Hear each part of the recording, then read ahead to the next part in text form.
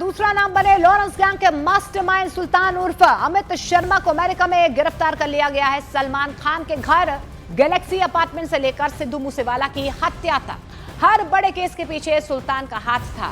Anti gangster task force और interpole की मदद से अब सुल्तान जल्द ही भारत लाया जाएगा।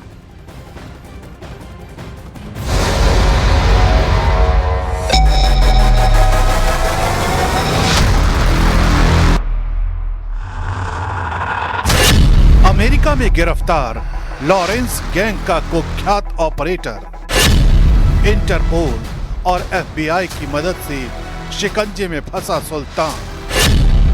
लॉरेंस के नेटवर्क पर एंटी गैंगस्टर टास्क फोर्स का बड़ा एक्शन।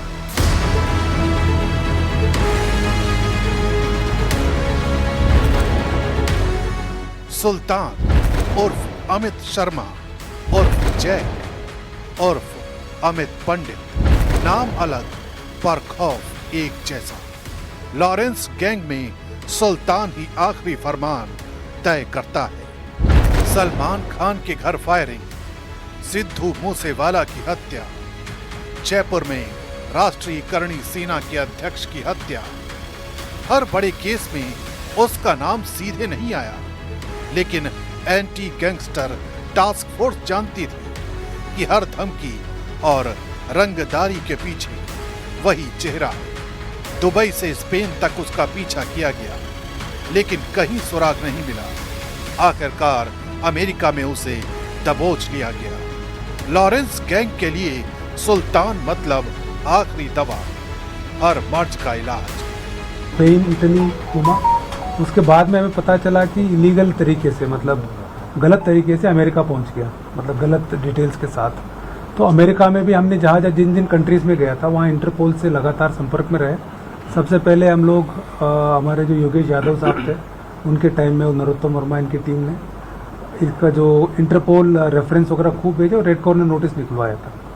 उसके बाद हर कंट्री में जहाँ जहाँ हमें शक लगा, जैसे जर्मनी में हमें शक लगा था, स्पेन में शक लगा, इटली में, दुबई में, सब जगह हमने इंटरपोल रेफरेंस लगातार भेजते रहे और सीबीआई के थ्रू हम लोग लगातार कोशिश करते रहे उनको लोकेट करने के लिए। अमित शर्मा उर्फ सुल्तान राजस्थान के श्री गंगानगर जिले के मटीली राठान गांव का रहने वाला है। 2021 में फरार होकर उसने दुबई, स्पेन और इटली का रुख किया और अवैध तरीके से अमेरिका पहुंच गया। अमेरिका से ही वो लॉरेंस गैंग चला रहा था।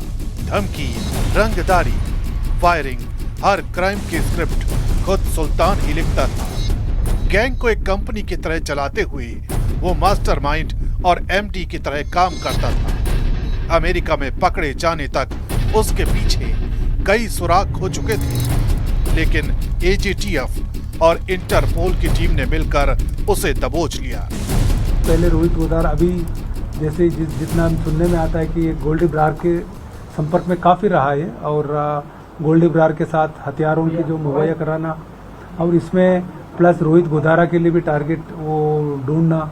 इसके अलावा जितने भी गैंग एक्टिविटीज चलती थी उसमें काफ़ी सक्रिय रहा, लेकिन पीछे पृष्ठभूमि में रहता था और सामने नहीं आया, खुद कभी धमकी देना इस तरह से काम नहीं किया। लेकिन जो बैकग्राउंड ऑफिस पूरा संभालना, जैसे टारगेट आइडेंटिफाई करना, हथियार मुहैया कराना, शूटर्स को भिजवाना, शूटर्स को रुकवाना, उसके बाद जो पैसा आया उसको गैंग तक पहुंचाना, उसको सेफ कहीं लगाना, और पूरा गैंग चलाने में अहम भूमिका रही इसकी। एंटी गैंगस्टर टास्क फोर्स ने इंटरपोल और अमेरिकी सुरक्षा एजेंसियों की मदद से सुल्तान को अमेरिका में गिरफ्तार किया। अब उसे भारत लाया जाएगा और अदालत में पेश किया जाएगा।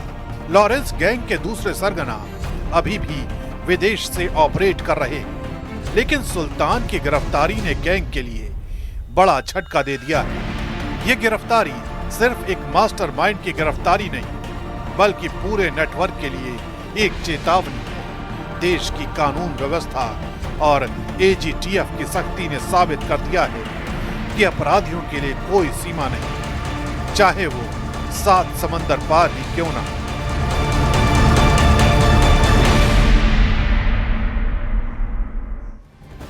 तो लॉरेंस गैंग का मास्टरमाइंड सुल्तान उर्फ अमित शर्मा सिर्फ धमकी देने वाला चेहरा नहीं बल्कि गैंग का डॉक्टर और एमडी भी था। विदेश से भारत में रंगदारी, फायरिंग और हत्याओं का सारा नेटवर्क वही चलाता था। शूटर भेजने से लेकर हवाला और हथियार खरीदने तक हर काम सुल्तान की निगरानी में ही होता था। लॉरेंस गैंग की कमान अब तक विदेश से चल रही थी, लेकिन सुल्तान की गिरफ्तारी ने गैंग के लिए एक बड़ा झटका दिया है।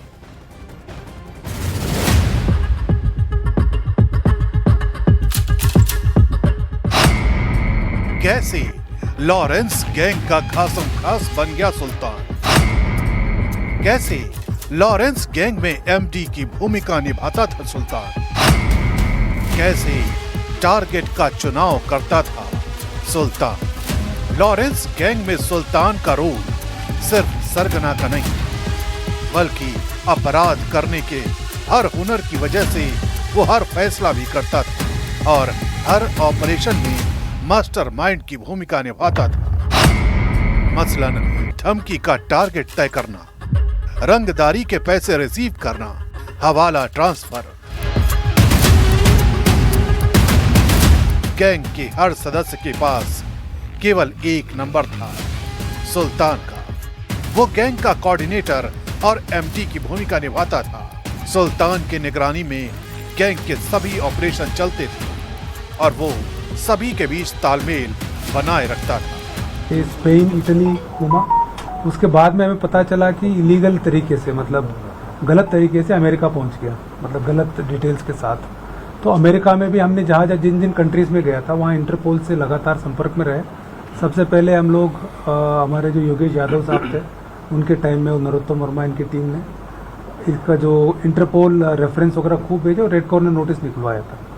उसके बाद हर कंट्री में जहाँ जहाँ हमें शक लगा, जैसे जर्मनी में हमें शक लगा था, स्पेन में शक लगा, इटली में, दुबई में, सब जगह हमने इंटरपोल रेफरेंस लगातार भेजते रहे और सीबीआई के थ्रू हम लोग लगातार कोशिश करते रहे उनको लोकेट करने के लिए।